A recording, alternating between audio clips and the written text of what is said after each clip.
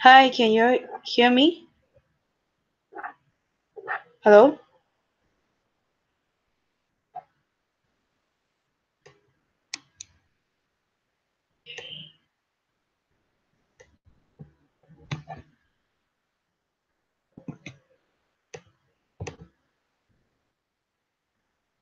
Hello, can you all hear me?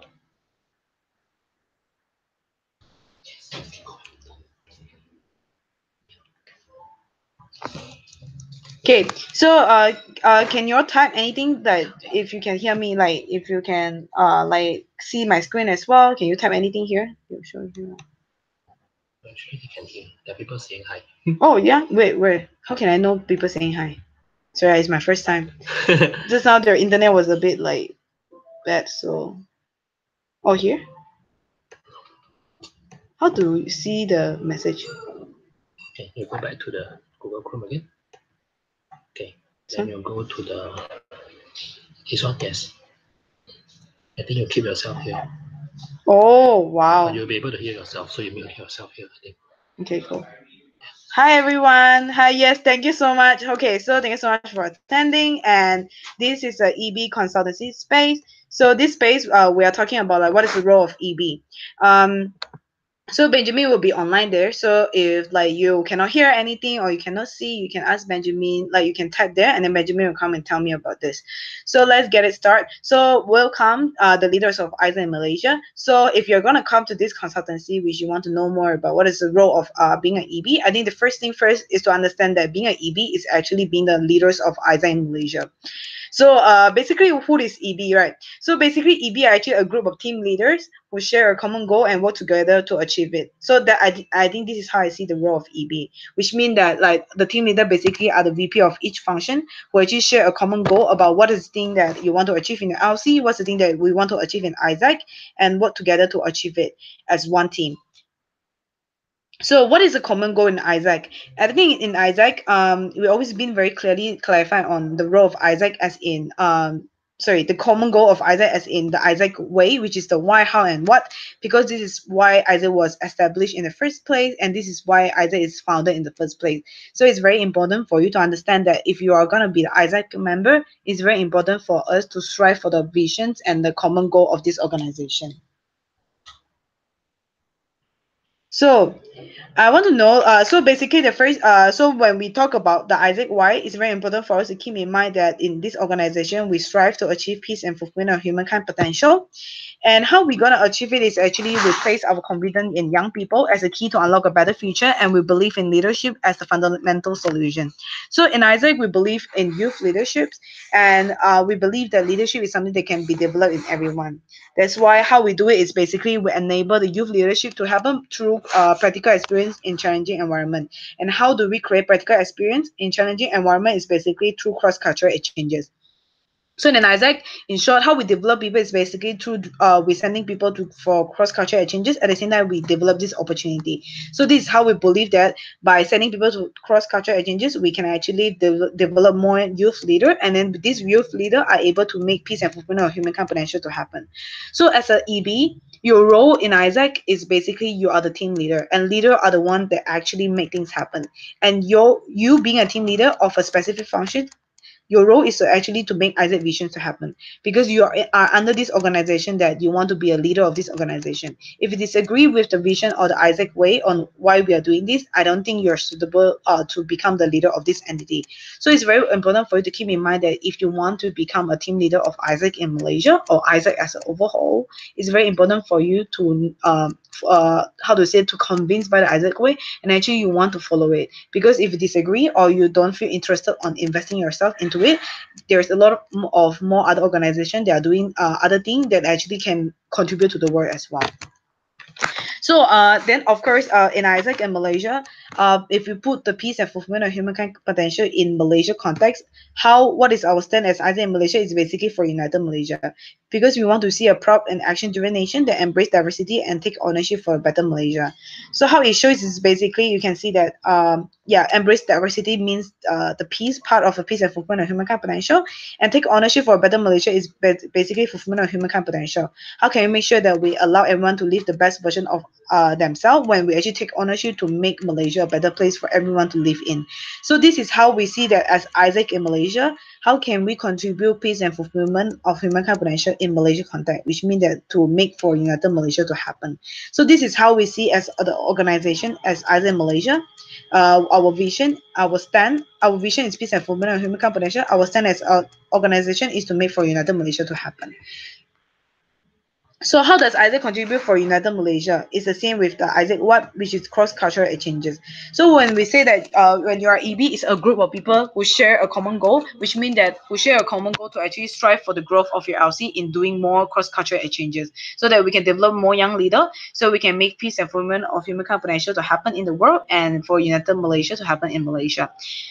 And so the question is like, what EB actually do, right? Because we talk about like you share a common goal and you work together to achieve it. So the basically JD of role and responsibility of EB, or the JD of being an EB, is basically all these few things which you can find in your application booklet. So the first one is being an EB is actually important for you to prepare and participate on your EB meetings, your EB team events and evaluation, especially on monthly and quarterly review and meeting, so that you can review on your strategy and improve better on a monthly basis.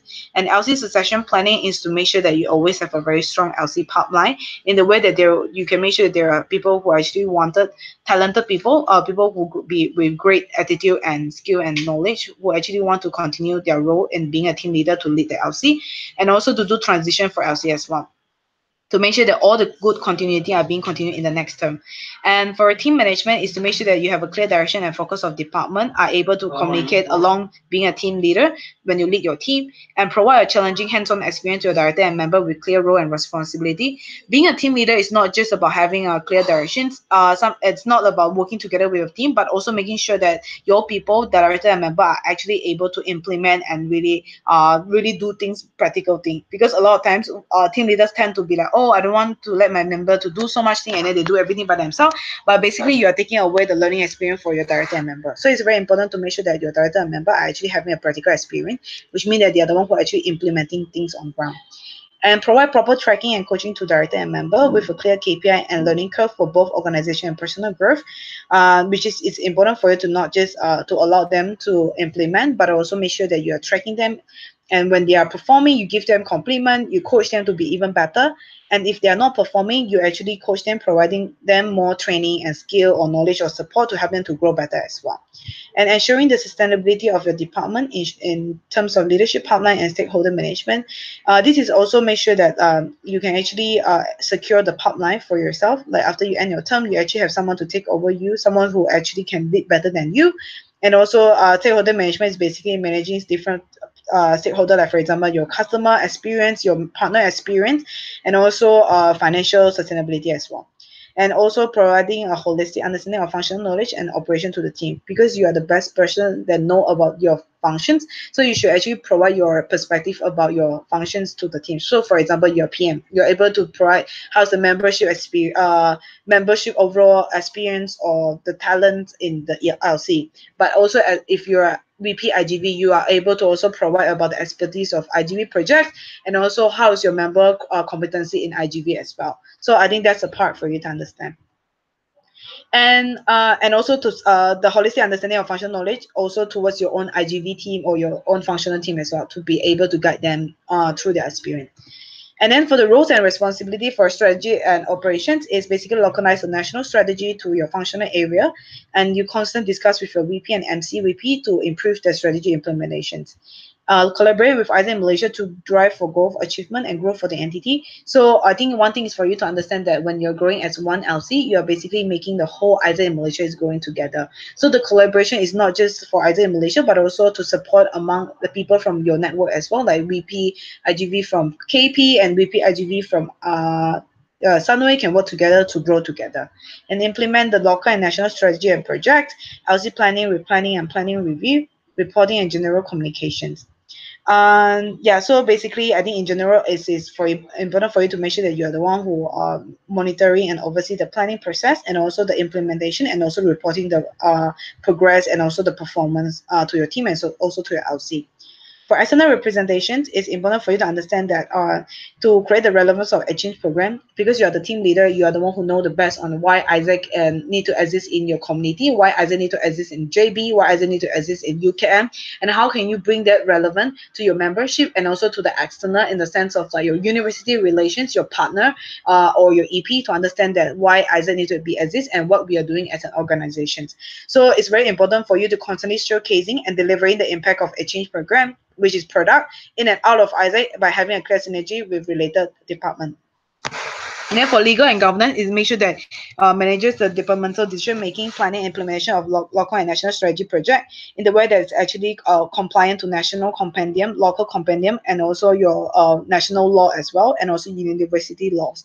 And then monitor and track the functional operation, performance, and growth of the LC, and ensure the strategy implemented contribute to the long-term financial sustainability. So everything that you do must be making sure that how can you run your LC more than a term, because having a money is one of the resources. How can you make sure that after you end term, you actually have money, you actually leave some money for LC to continue to grow in the next coming times? So that's a part for roles and responsibility. Uh, so far, do you have any questions about it? So if you all have questions, Benjamin will notify me on it. So I will proceed. So if you have any question, just tap on that, and then later I will have a time when a Q&A. I will just go through the question one by one on it. So the commitment and expectation as LCEB is basically one of the key commitment is the attendance to and participation to national conferences, national events, and local function.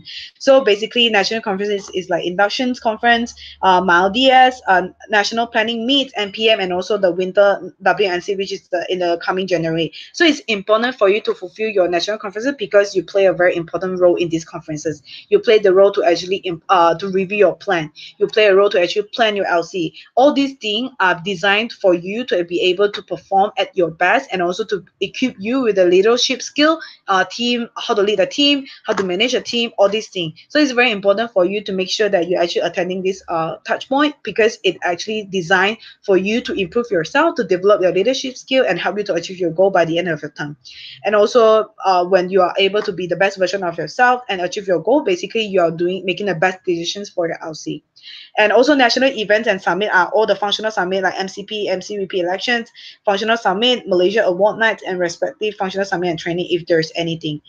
So all these things have the same objective, which is your capacity building and also functional capacity building as well, and also functional planning and implementation.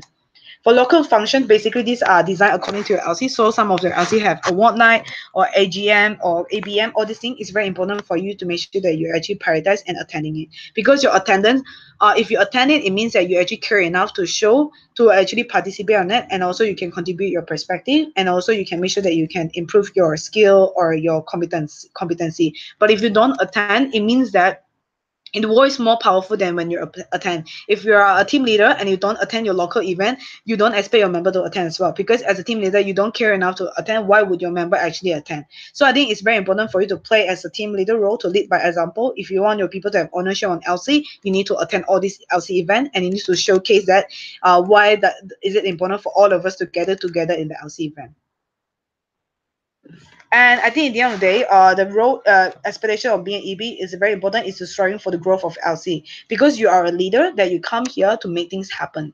Your LC has certain bottleneck that you are here that as a leader you need to solve the problem. That's why you are being a team leader. That's why you are here to have share a common goal and to strive to work together to make things happen. Because if you are not here to make things happen for LC, then you are not being a team leader. You are just a random people that comes in and don't know what happened and then you just eventually end your term. So it's very important for you to understand that what is the vision of your LCP, what is the vision of the LC, what is Isaac's trying to do, and how can you play a part to strive for the growth of LC, that along the process you're definitely going to improve yourself, you're going to get a lot of opportunity from company, you're going to get to know a lot of people from different LC, different countries, and through this thing you definitely can gain something out of it as well.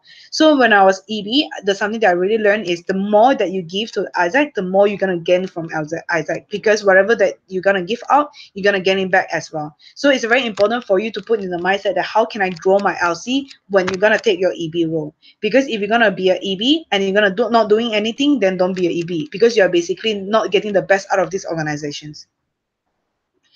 And what is definition success for EB? So basically in EB, there are three things that you need to understand. Is first is performance growth, which is the growth in your functional performance, and then team growth, the growth in your EB team, and also the growth in your own functional team as well, like my IGV team, my IGV function, and then LC growth, which is the growth as a LC as a whole, which means that my the whole LC organizational growth, like how is the whole LC operation performance, the people performance, and also the financial performance, how is the growth as a whole LC. So for you to understand that in order to make LC grow, first you need to start with your team grow. You need to start with your own function and then make your functional grow, which means that first you need to lead your team and then manage your functional performance, and then eventually you can make your LC growth performance happen. So this is how you start step by step.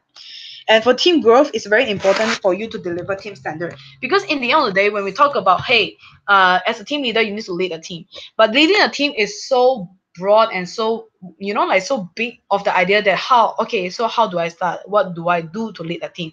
That's why we actually have a booklet called Team Standard, which means that in leading a team, there are three steps. First, you need to build the team, and you need to make sure that your team is performing, and in the end of the stage that you can close the team experience. So it's very important to see Team Standard as a guidance tool to help you to manage a team and to lead a team. It's not as in just a checklist that, oh, I'm doing this and this and this, but the question you need to ask yourself that how effective I'm doing it and how correctly I'm doing it for my team.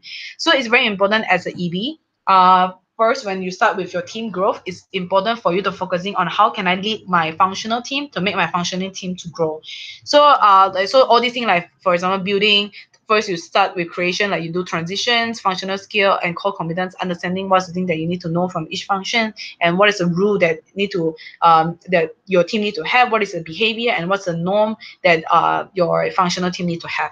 And after that, team plan, what is the purpose, what is the goal, what is the strategy, what is the job description, timeline, budget, and what is the goal that everyone to develop together as a team. So I think that's the thing for you to understand on each part of the team standard, to help you to understand that, okay, if I want to lead a team, what is the thing I need to start first, and what's the thing that I'm not good at, and how can I improve it, and what kind of help I can seek from it as well. And individual plan is individual L&D and personal development plan. And yeah, performing is basically all these little details which you can read more into the specific informations. So, and then debrief is basically like how you debrief the experience, reporting on the result, team development, review and feedback, transitions, and then individual debrief. So all these things are important for you to understand that, like, if you want your team to have a performing team, which means that like knowing how to lead a team is important for you to create a team. Like before you start a team, having a transition, core competency, and functional skill, and also having a team role. And then after have a team plan, having an individual plan, then result evaluations, performance tracking, support system, team debrief, transition, and individual debrief. So all these little things are important for you to do along the team management experience when you're leading your functional team, and also for you to look into as a team leader, am I good in this? How can I be better in doing all this little detail? Because this thing is not just like, okay, I've done this and then you just leave it there. It's something that you need to read a lot. You need to constantly improve on that. And then after that is basically performance growth. So performance growth is very important for you to manage your timeline, know when is the timeline of your function, and also understand what is the national and growth strategy for your function and implement those strategy.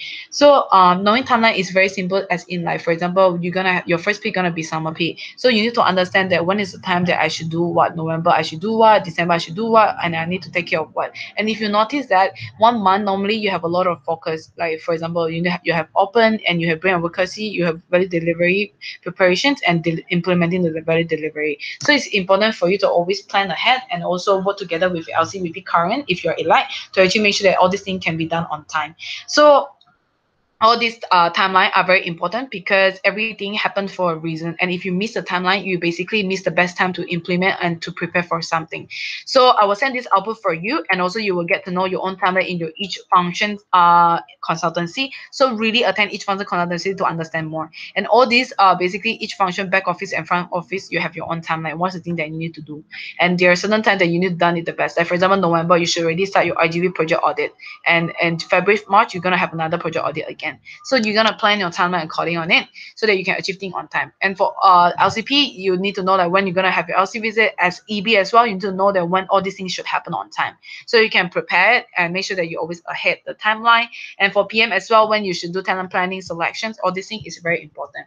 So when you know your timeline, it helps you to plan your strategy better. It lets you know in this month what should be my focus, and ground you down with a lot of like understanding and what is the best time to do what, and then you are not gonna miss anything. Because timeline is, because sometimes when you're from different LC, understand that some LC can be more challenging to lead, some LC can be a bit easier because you have better foundation. But one thing for sure that we all share is we all have the same amount of time when we start our term. So timeline is the best resources that everyone get equally. You don't get to choose what kind of people that you have. You don't get to choose what kind of financial resources that you have, but you get the same amount of time that everyone have. So how do you use your time? How do you utilize it? How do you plan it? How do you actually allocate it? Is really the key strength for you to win the game on being an LC, being an EB. Because if you plan your time well, basically you can actually have the best membership that you want to ask for, best financial resources, and in the end of the day, you can make your LC to grow. So timeline is very, very important. And yeah, and then these are the another time for the what is the thing, the get keep develop, which is for TM process for PM as well. So basically I think performance growth in general is basically making another thing is to make sure that you implement the growth and national strategy. So one thing is being EB, you will hear a lot of national strategy from MC telling you that, hey, like it's time for you to do this and this and this. And the reason why we want you to really like how to say follow national strategy is because first we have more experience in the sense of understanding what's the strategy that what doesn't work for this entity, because we do a lot of very thorough analysis on the strategy. Second thing is we have a lot of conversation from people that outside of Malaysia to understand that what is the GCP, what is the good case practices from other entities that actually work very well. That's why we actually embed it. So a lot of time national strategy are not a new strategy that we never tried before. A lot of time it is a strategy that other entities have tried before, or in the past time we've been seeing it helping LC to grow. So it's a very important strategy that we normally downscale it, and then we actually align it so that everyone can grow together. So besides, if you have your own LC strategy, is good, but it's also very important for you to implement national strategy, because why not? If you implement this strategy and you for sure know that you're gonna grow, then why not just do it? So generally we'll ask you to follow the national strategy, because this is the one that we have 100% confident that it's gonna make it for LC. If it doesn't, for sure MC gonna work on to make sure that it can help your LC to grow. So another thing is called growth strategy, which means that according to the which stage of your LC, there will be different strategy that will be launched by MC, in the sense of like, okay, if your LC only do in tier 4, what kind of strategy you should do. So basically it's also important for you to look into. So for example, if my OGV is only doing 20 for the whole term, what's the thing that I need to establish in my OGV so that I can grow more to 40 approval in this term, in this peak. So these are the things that are the strategy for you to always refer to and to implement it as well. And national strategy basically will downscale through LCVP directly, and also to director and to member. And it's very important for you to actually communicate this strategy to your people, because a lot of time strategy stuck at VP level, and VP never communicate to director and member, who are the one who actually implement this strategy. So it's very, very important for you to be the communication channel for this strategy as well. And then for LC growth, it sounds very big, it sounds very vague, but in the end of the day, it's just about thinking as an owner. It's about how can I make sure that not only my functions grow, but also how can I contribute to another function to grow? How can I think as an owner of Isaac in, for example, Johor Bahru, or Isaac in UKM, that I'm VP IGV, but how can I make sure that I want VP OGV to grow as well? Like, can I give any suggestion? Can I give any feedback to improve? How can I hold my LCVP OGV accountable? Like, for example, my OGVP say that, my OGV said that, oh, I want to do this physical event and all these things. I want to plan it on here and here. And then you'll be like, and then they didn't do it on time. Then how can you make sure that, hey, you were saying that you want to do this on last week, but there's no progress? Do you need any support? Do you need any help? What's the thing that's stopping you from achieving? So these are the things that you can play as an EB, because you are the team leader that want your LC to grow as a whole. And your LC grow as a whole, which means that each function are growing as well. So as an EB, it's very important for you to have the interest to learn about each function, and then really provide support, and also perspective on how to grow, especially especially towards PM and FL, because a lot of time people will be like, oh, team standard is a PM thing. It's not a PM thing. It's a thing that you need to do as a team leader. PM is the one who makes sure that you can do your team standard. It's the one that you make sure that you get the right people on place, but you are the one who know that who is the right person. So you need to support your PM in the way that, okay, if we all want to have a great member in this LC in Langkawi, then I need to make sure that I tell my VP PM that, hey, if you do recruitment, right, my suggestion for you is to do this and this and this, because all this time when we have this member, they always come with the wrong expectations or they come with the wrong skill set. So what is the thing that I can do as an EB to give suggestion to my PM to make sure that we get the right people, we can have the right L&D, and we can retain the right people. All these things are the things that you can contribute as an EB. And then I think, so in general, like as EB, it's very important for you to understand what is your LC direction, what is the overall LC strategy, and what is the overall LC culture that we want to shape, what kind of membership we want to see, how should we live our LC financial situation, and also how can we make sure that we are contributing, like for example, in coaching, they want to provide equal opportunity to East Malaysian. How can we make sure that we also contributing this as one team? So this is very important for you to know as EB. So the thing is, the question that a lot of time people will be like, oh, then what's the difference of VP and EB? Like, and then you will hear conversation that, oh, you are a great VP, but you are not a good EB. Or you are a good EB, but you are not a great VP, which is not happening. If you're a good EB, you for sure you're also a good VP because it comes in one package.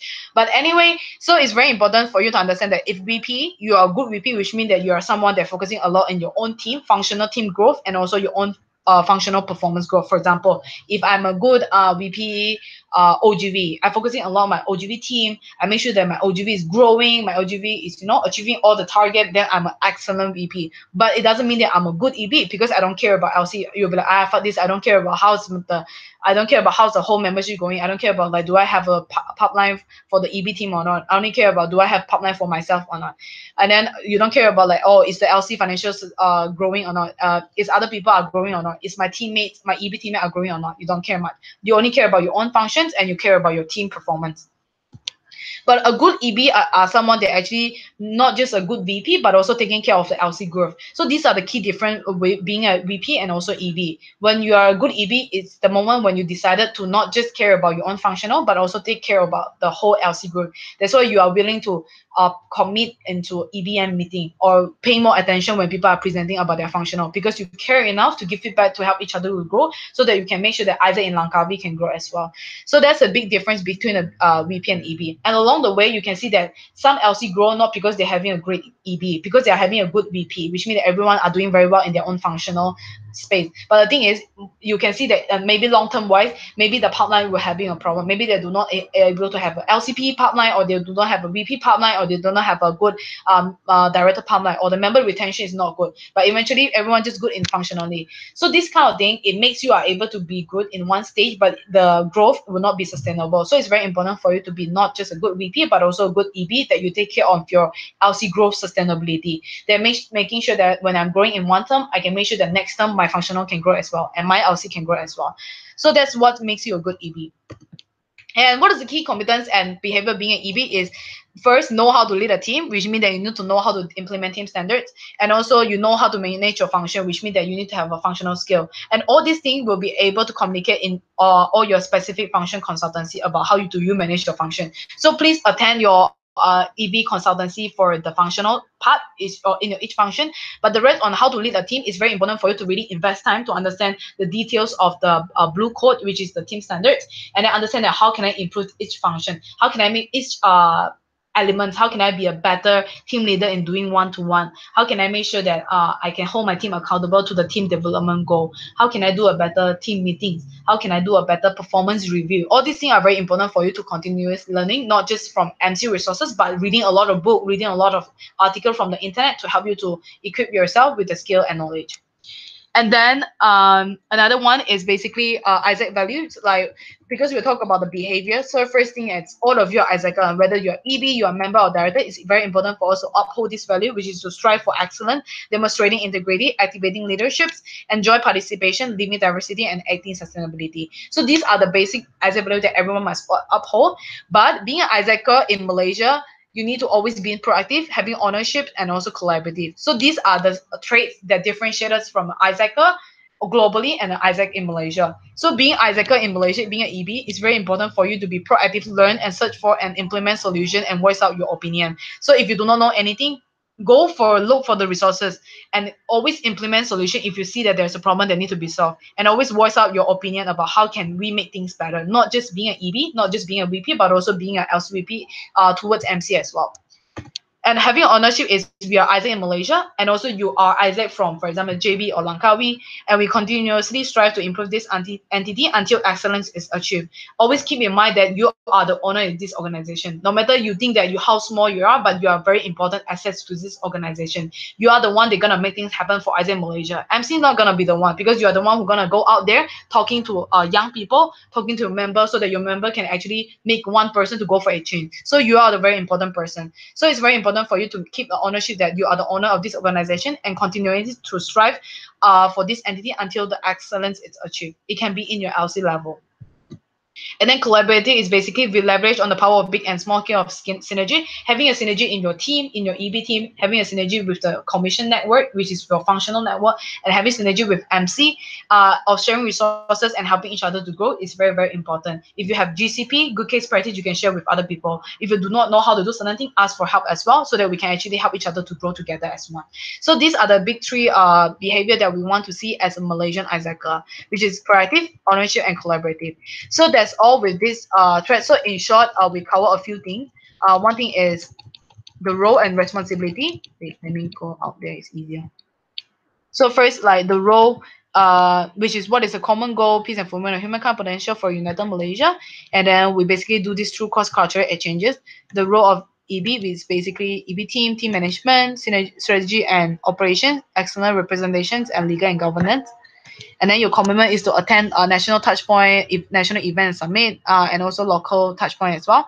And then striving for growth of LC. And what does it mean that when the EB is having a success is when we are actually having a team growth, performance growth, and LC growth.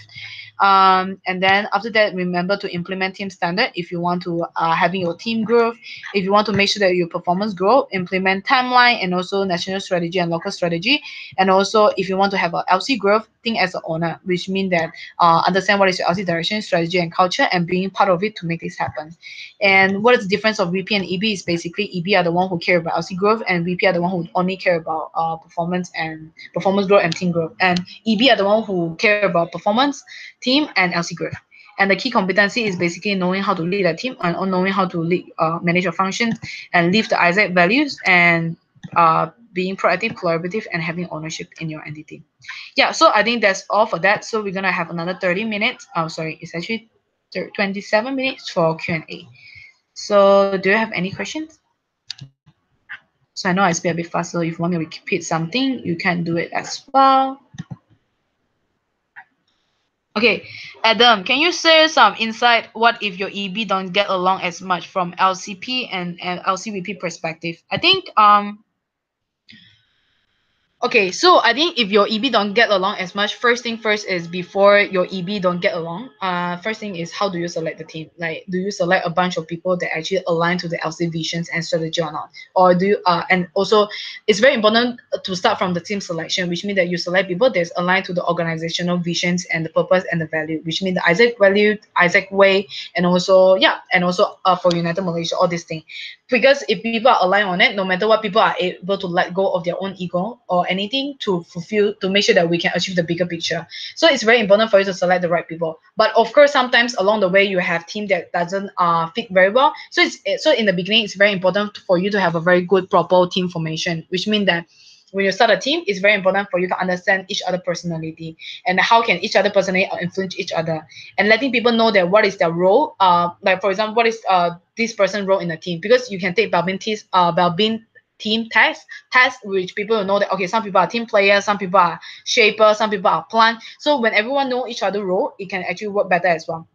But in the end of the day, when people don't get along, I think it's very important for you to ask yourself that what's the reason why people don't get along, because there's a lot of reasons. Some reason people don't get along because the purpose is not aligned. So when you select your team, make sure the purpose is aligned, everything. You don't have to select people that's not fit in the team. Don't select people because you think that, oh, I don't have people, so I need to put these people in the team.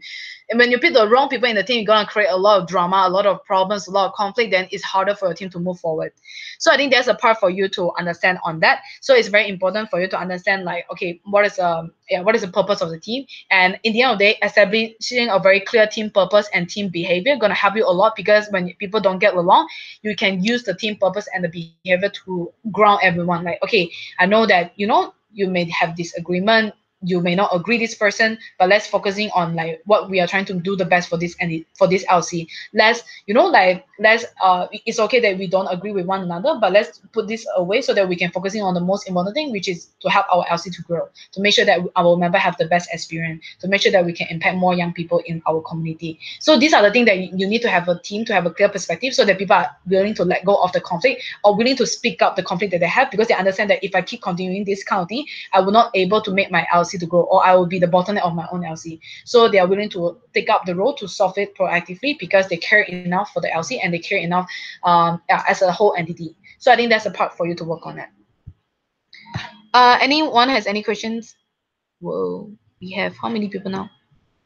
Oh, 38. Great. So don't worry, you can just put any question that you have. Oh, actually, do people? Hi.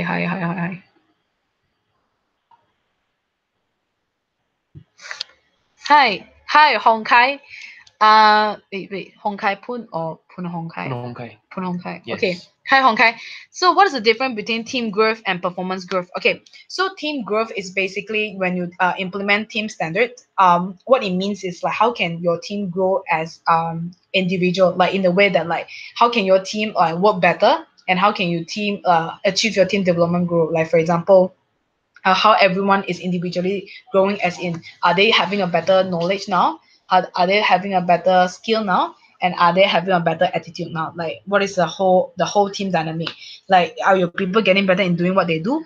Are your people having a sufficient functional knowledge, or this thing? And are your people actually having a great mindset about that wanting to grow? Like, what kind of attitude they're having? So I think this is more on the team growth, because when you have the right people that have the right mindset, skill, and knowledge, then you're able to make the performance growth to happen, which mean that your goal versus actual, your approval, and also your performance growth is basically your approval, your accept, your conversions, your process time. If your back office is if your PM is probably like percentage of retention rate, productivity rate, how many member do per exchange, yeah, things like that. So I think that's a part that the performance growth, which is more tangible in terms of number, and then the team growth is mostly on, like, individually, like how much are they developing themselves as individually. So your team growth are able to happen when you're having a proper teams standard implementation, because when you do a better team meeting, or when you have a better one-to-one, or you have a better monthly review spaces and PDP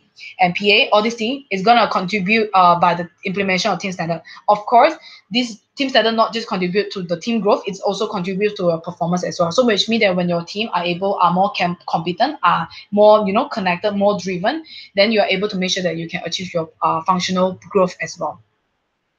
Mariam asked, how do you measure the growth? I think how do you measure growth? There's a lot of ways to measure the growth. I think one thing is, a lot of times the most tangible that we use is basically we use number and data, because a lot of time, for example, people will say that, hey, like, for example, the most classic way on how we measure growth is basically your exchange performance, which means that in this year you used to do 50, and next year you do 100 exchange. So basically you grow 50%. So these are how we measure growth. But also when you see 50%, you also need to look into, how is my financial situation? How much reserve that I have? Do I have 6 months reserve?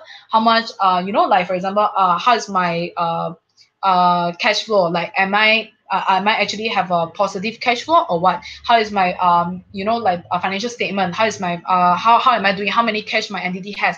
All these things it actually gonna show, because imagine you grow a lot in operations, but you drop in your people and drop in your finance. So maybe your growth is not sustainable. So when you measure growth, it not just look in exchange, but also look in how much your people actually want to stay, how much your people are actually performing. Like for example, you have 70% of membership that actually achieve their goal, which means that your people are being actually productive and your people are actually learning. So all these things are able to measure on the growth itself. So a lot of time we use number to measure growth because these are the most tangible way for us to see. And there's a lot of things that about membership development, membership experience are the ones that can be measured in number as well. So if you want to measure member experience, you can see how many members will say that they will recommend Isaac as a youth leadership development platform. If a lot of people say yes, which means that people actually do feel satisfied that Isaac is actually developing them. So all these things are very important, because a lot of time when we say growth, people can be like, oh, I want to grow my LC, I want to see my member are happier, and then they don't check their expa performance. They don't check how much exchange they do. Because, for example, if you say that I'm a good leader, I'm growing my LC, but then your LC actually dropped. You used to do 10, and then now you only do 2. Then how do you say that you're a good leader when you cannot even make 5 people to actually do more than 2? All these things. So it's very important to measure growth in tangible number, in data, and everything for finance, people, and also operation. All these things can be measured in data. And the thing is, how you can see is put all these number into one place and see the holistical view that, hey, my product is growing. Is my people are happy about it? Is my people actually productive? Do I actually have more money? Am I still having debt? Or do I LC can actually have enough reserve to stay for another 6 months if I'm not doing any exchange? All these things are very important. Cool. So for Chuan Jie, what is your insight of the expectation or direction of LC is not aligned with what MC expect? I think one thing is when you talk about MC expectation, people might see that, oh, MC have their own perspective of the direction. But to be honest, MC direction is basically Isaac direction. So MC don't create their own directions. My direction is to follow what Isaac wants as a whole organization. And what Isaac wants is being stated in the Isaac way. So in Isaac, what we want to do is we want to achieve peace and fulfillment of human potential. And how we do it is basically youth leadership. And how we actually make youth leadership happen is through cross-cultural exchanges. So very simple thing, right? If I do more cross-cultural exchanges in the high volume and the quality way that actually really able to facilitate leadership, then I'm able to develop more young leader, and I'm able to make peace and fulfillment of humankind potential happen. And when this happens, it means that Malaysian people, we are able to have for united Malaysia, which means that we're able to embrace the diversity in it. Because when people go to exchange, when they come back, they actually realize that Malaysia is actually better, and they learn more on how to embrace each other differences, and they actually want to take ownership to improve Malaysia because they have ownership to Malaysia. But the thing is, if LC, when you say that like LC is actually not aligned with what MC expected, which means that LC disagree doing exchange, or LC don't think that we should grow. Why are we impacting more young people, or why are we striving for growth so much? Then the question is, you are not aligned to Isaac. It's not about you're aligned to MC or not. If you disagree, if you as an individual disagree that Isaac shouldn't do exchange, or Isaac shouldn't grow in a way that it makes us to be more sustainable, and then we can impact more young people, then why are this individual in Isaac? Because if you doesn't buy the idea, if you doesn't agree, you don't feel enjoy doing the work, because being Isaac is a challenging role. You're gonna have a lot of time that balancing your academic, balancing your family relationship, your boyfriend, girlfriend, wherever, and also Isaac. And Isaac take a lot of your time. And if you disagree, why are you spending in an organization that we will continue telling you to grow more, because we want to make the Isaac way happen. We want to see peace and fulfillment of human potential to happen. So I think that if you disagree that Isaac cross culture, if you misalign in this way, then I don't think I agree with you. Because in the end of the day, MC role is very simple in the way that we want to see peace and fulfillment of human potential. That's why sometimes we will propose LC to grow certain way, because we know your past history in a way that, okay, this LC has been trying this and this and that, and it doesn't work. So we want you to do in another way, because we know that this is how we can grow better. So that's why we will suggest you in certain way that, hey, I think you should stop running this product, or I think you should start running this product. I think you should stop doing this strategy because it's actually making you having a lot of losses. You start doing this strategy because we care that we want your LC to grow, because your LC is a very important touch point to impact young people. So imagine that if Isaac in coaching is being closed down, then who is gonna be the one who actually give Isaac people in coaching equal opportunity to experience youth leadership? There's no one who is doing it. That's why in MC we really care a lot about how can you grow sustainability and how can you grow for your LC. So I think that's the part on that, the expectation on that, like the insight that I can give for you on that. Do you have any question? Thanks, Chuan Jie.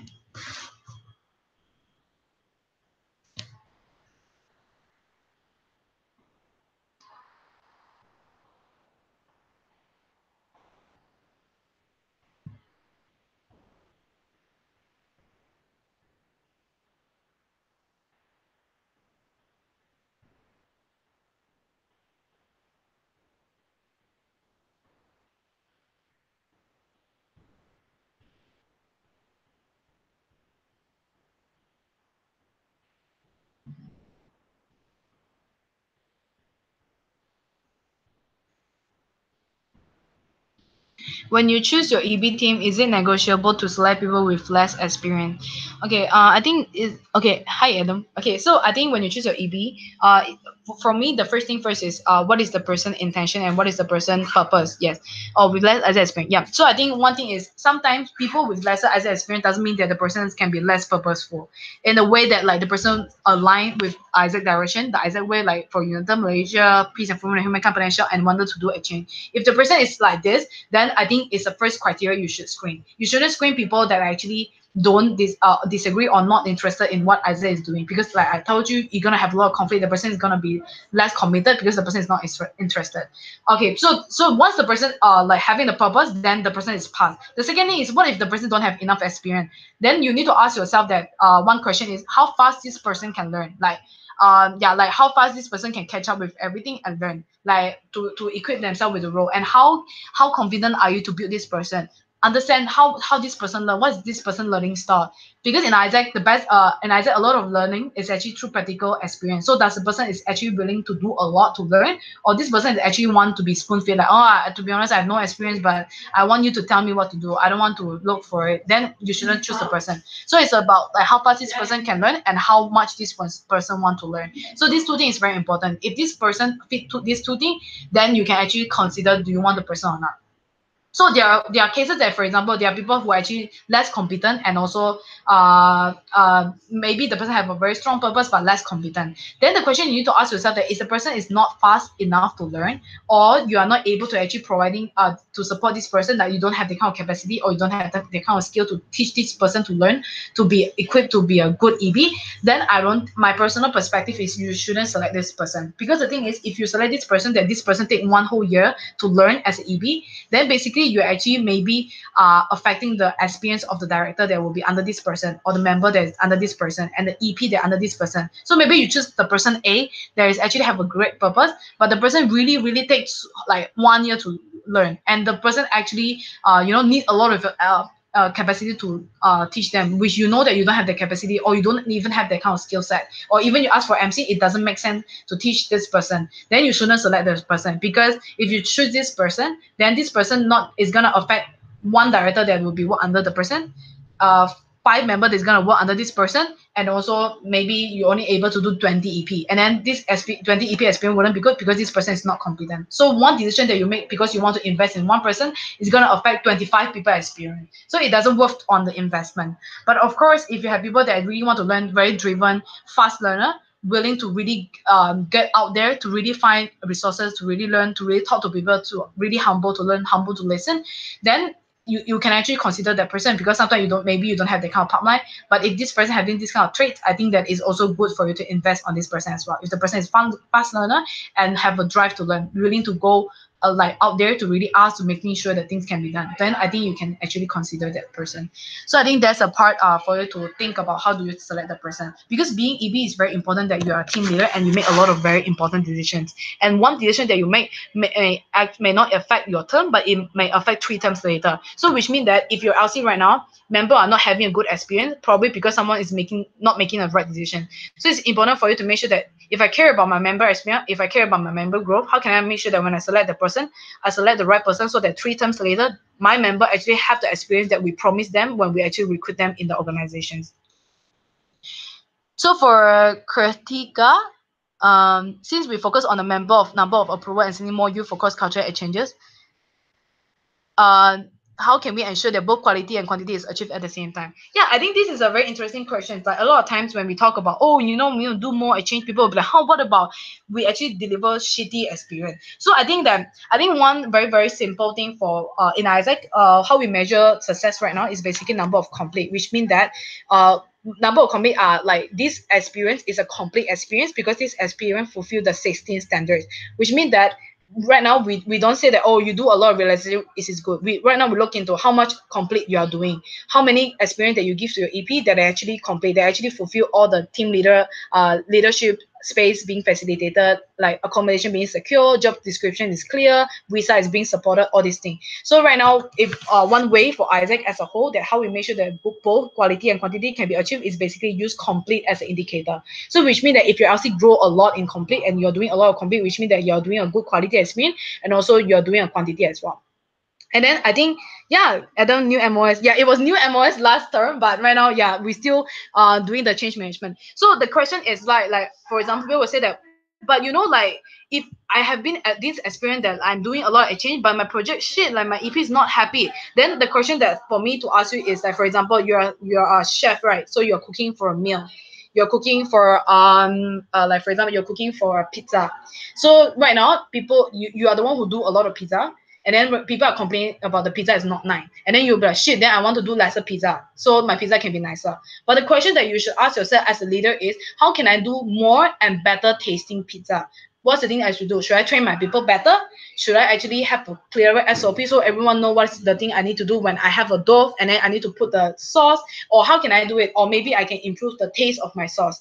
All these things are the things that we should ask ourselves. Instead of asking ourselves that, hey, we should impact less Malaysian, ask ourselves, how can we do better that we can impact more Malaysian, we can impact more young leader by giving a better experience? Because I think that's the part where your leadership starts. That's the part when you start to question yourself that how can I make this difficult thing happen? Because if we all keep doing the easy thing, then there's no leadership happen. If every time we only strive for 10 people to get a change, even though that 10 is extremely good at change, we're not gonna impact the world. We're not gonna make I think Malaysia being a better place, because change happens one step at a time. But the thing is, how can we make sure that we can impact more people one step at a time?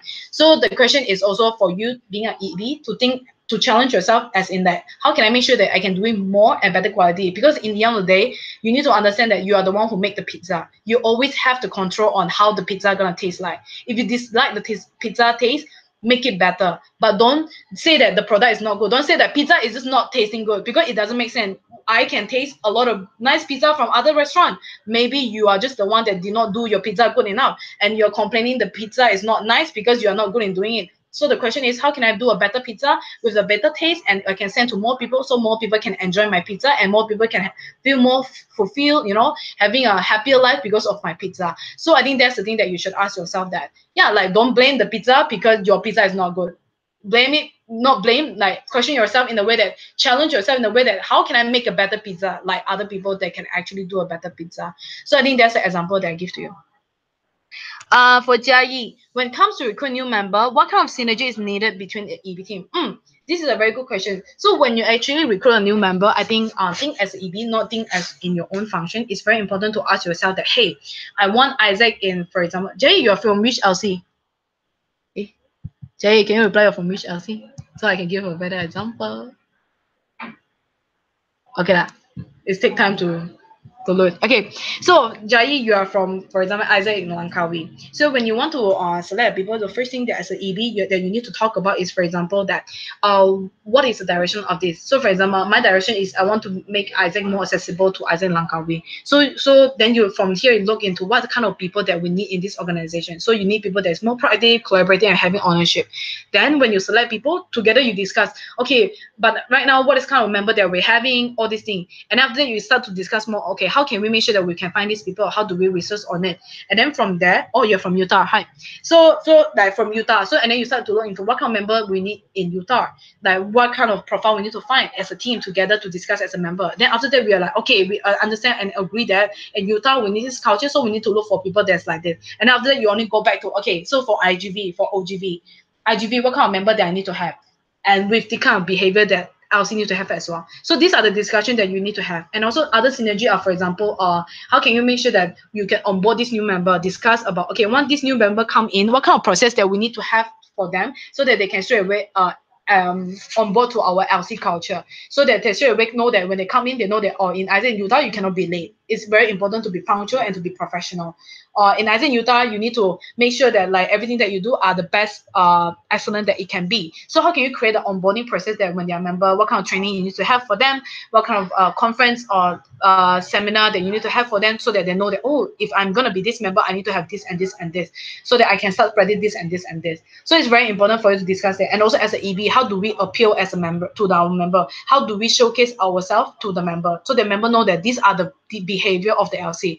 Because behavior of the LC wouldn't happen if you just say that, oh, you remember to be on time, and then you're always late. No one's going to be on time.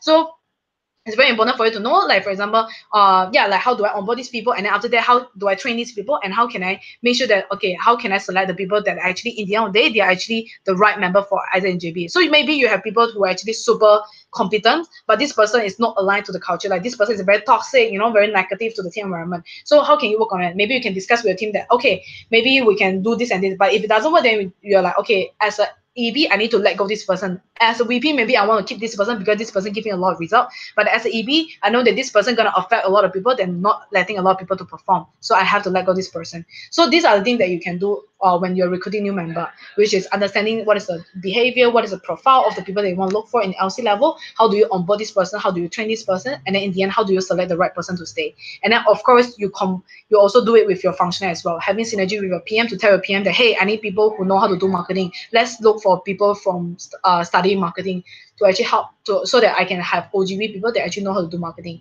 from the marketing department from in Utah. So that's the thing for you to understand.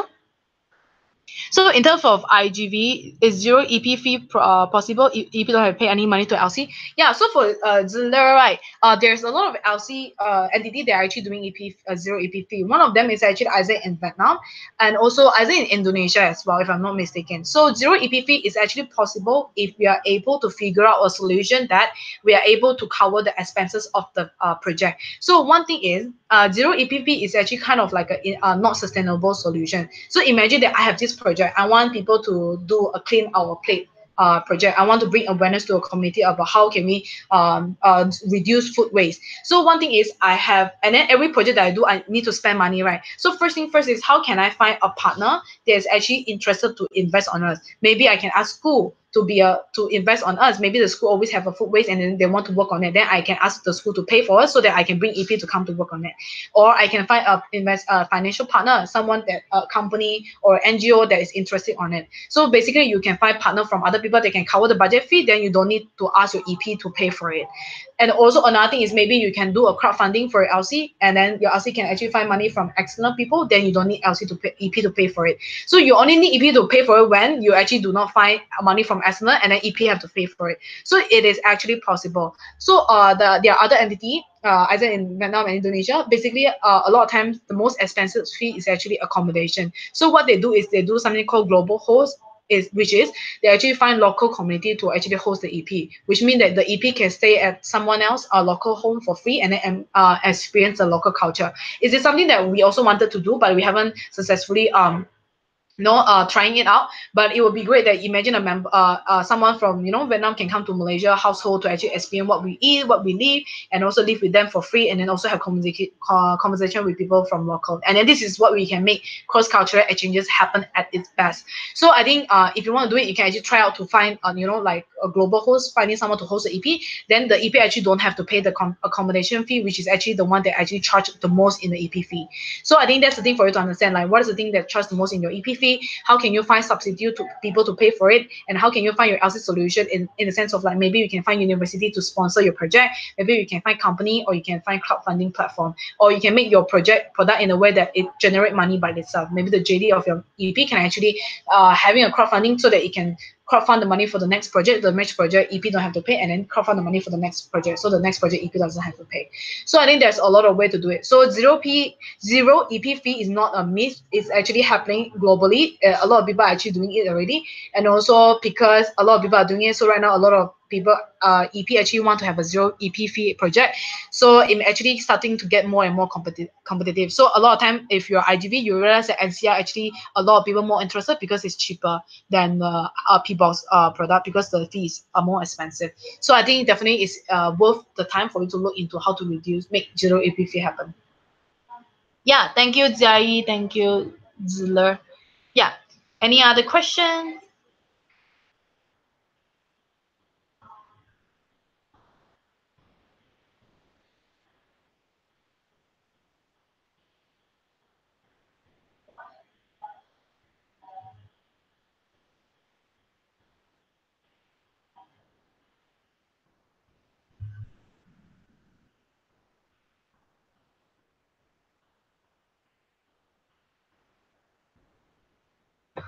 Hi, Lead How. Can you share insight on how a director member can adapt to EV role? I think cool. So I think being a like being someone that you're not from EB and then you need to become an EB role, I think one thing first is it's actually easier for you to adapt like performance growth, you know, like because just now when we show this, you can see that like yeah, okay, my laptop is a bit like yeah. So for example, if VP, sometimes it's easier for you to adapt to VP role, which you need to focusing on your team growth and also for your performance growth. Sometimes it's actually harder for you to adapt to the EB role. So the suggestions that if you want to adapt faster, I think having a lot of conversation is very important.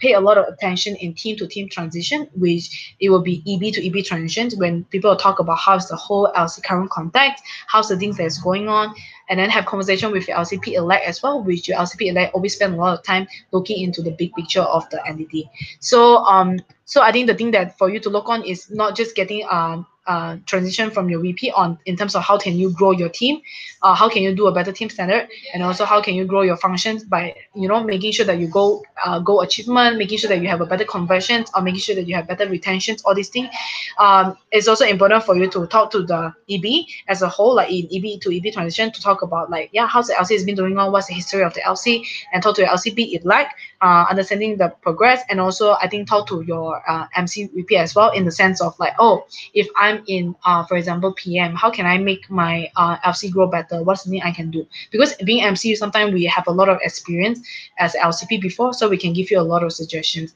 And also know that who is your LC coaches. Talk to your LC coaches. It might help to understand your LC context better.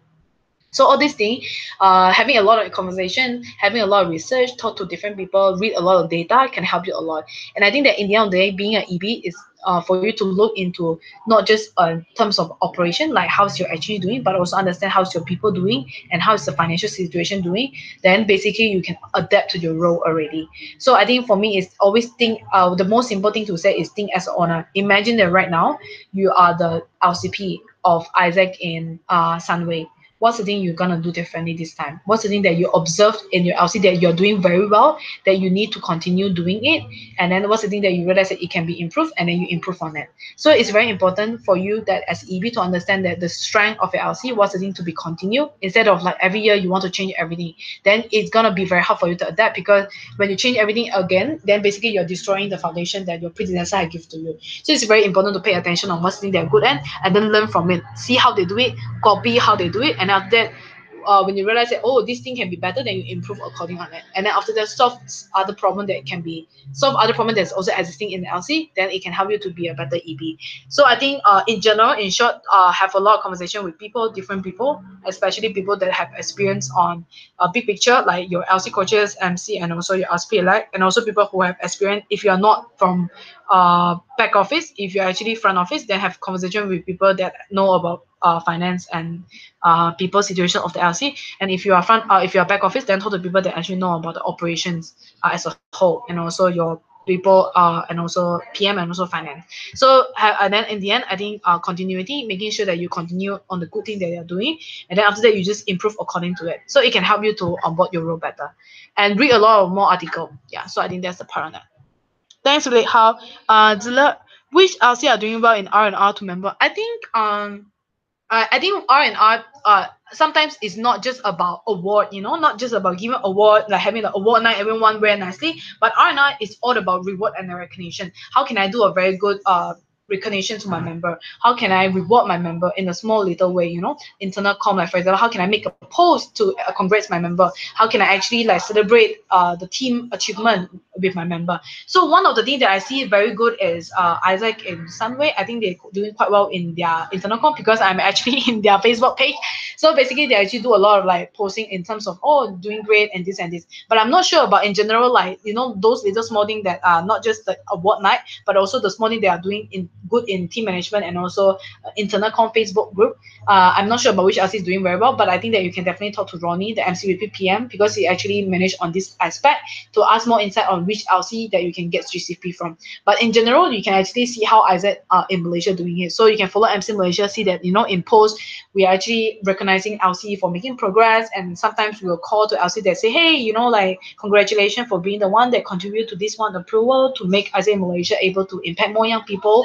Yeah, congratulations for doing this, like or congratulations LC for paying that. So all these little things are the things that you can do on that. So I think for you is also think about it that to understand that, okay, if I have a member, 4 different members, there are some members that like to be recognized verbally. There are some members that like to be recognized physically. Then how do you recognize them differently? So I think it's important, like like people who like to be recognizing verbally, you can give them verbal accomplishment. For people who actually like to be recognizing physically, you can give them a hug, a high five, or a fist bump, all these things. So it really matters in really different way for different people.